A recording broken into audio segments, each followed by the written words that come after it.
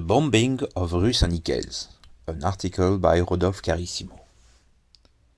Napoleon I was not yet, but he was already threatened.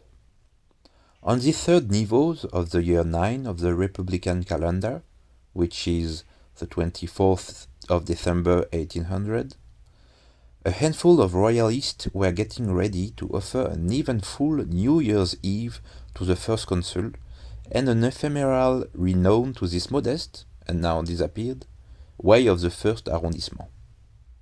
Rue Saint-Nicaise, named after the presence of a chapel dedicated to the 11th Bishop of Reims, martyred by the Vandals in the 5th century, is an old street of the capital opened in the 16th century in place of the ancient walls surrounding medieval Paris.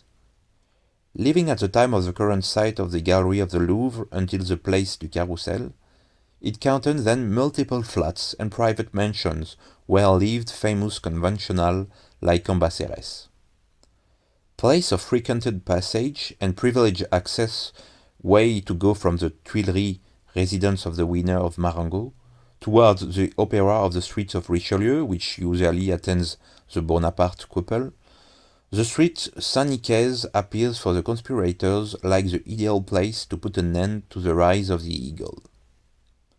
These conspirators, missioned by the general and commander-in-chief of the Catholic and Royal Army, Georges Cadoulal, who was of all the chouanneries having shaken the First Republic since its birth, answered to the names of Édouard de la Haye Saint-Hilaire, André Joyeux d'Assas, Robineau de Saint-Régent, Joseph Picot de Limoux-et-Lan, and François-Joseph Carbon.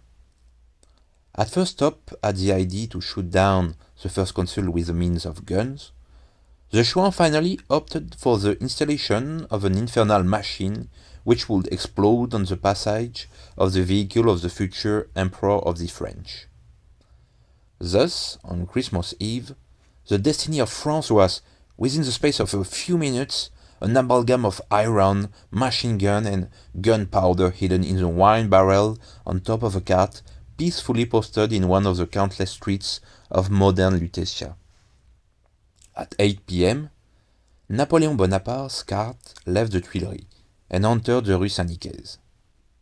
Holding his breath, the leader of the royalist troops Saint-Régent lit the fuse and fled hastily, abandoning himself to their passing fates, escort and homeland. In a terrible noise, the device exploded. In a few seconds, 46 houses were partially destroyed, about 100 wounded were mourning on the ground, and about 20 citizens were never able to get up again. Napoleon was unharmed.